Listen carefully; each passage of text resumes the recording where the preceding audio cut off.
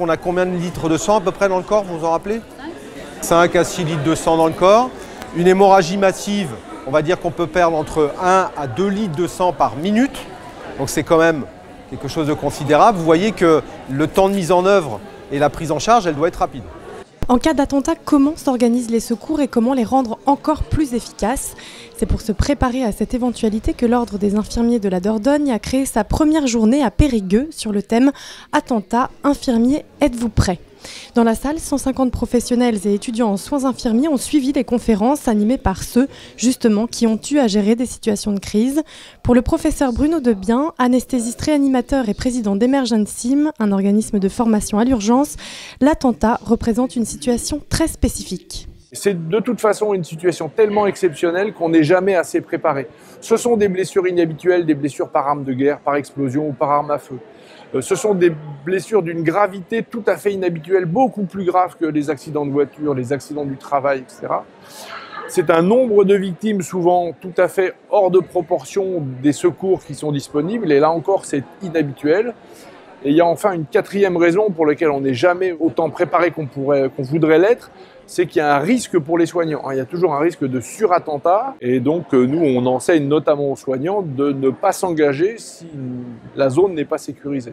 On est venu coiffer le membre donc atteint et rapidement, donc au moment où il va retirer la main, ici, je vais venir mettre en œuvre mon dispositif et faire un premier serrage. Donc ce qu'on constate, c'est d'abord que les soignants sont très avides d'apprendre. C'est une situation qui est angoissante pour la population, mais aussi pour les soignants qui sont engagés. Ils ont envie d'apprendre.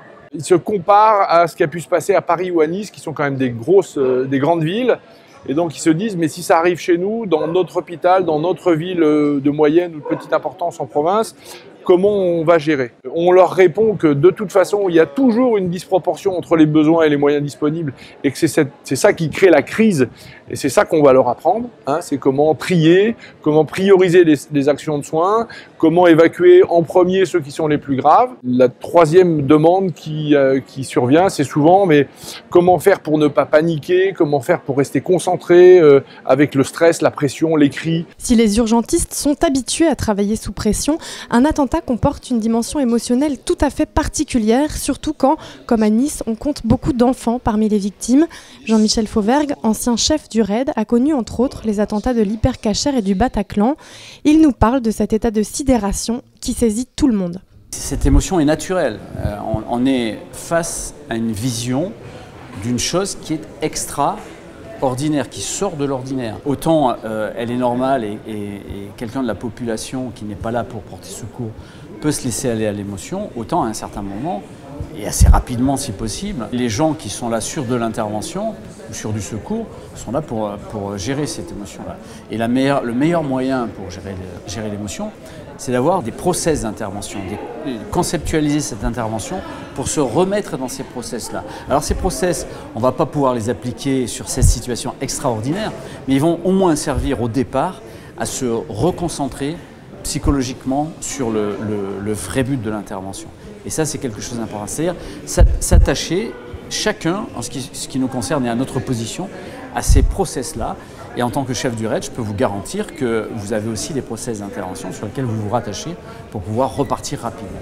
Non, alors ça sert à rien de trop basculer. Si tu bascules trop, ça passera pas. Tu bascules un peu, tu écrases le nez, hop, tu le mets là. Début de soulèvement de la cage thoracique, ça suffit largement. D'accord ? Après la théorie, la pratique, simulation d'attentats avec de multiples victimes, formation au damage control, maîtrise des dégâts en français, avec le bourrage de plaies, la mise en place de garrots ou encore la réanimation cardio-respiratoire, chacun a pu actualiser ses connaissances, mais aussi apprendre à utiliser un matériel spécifique pour se préparer au pire.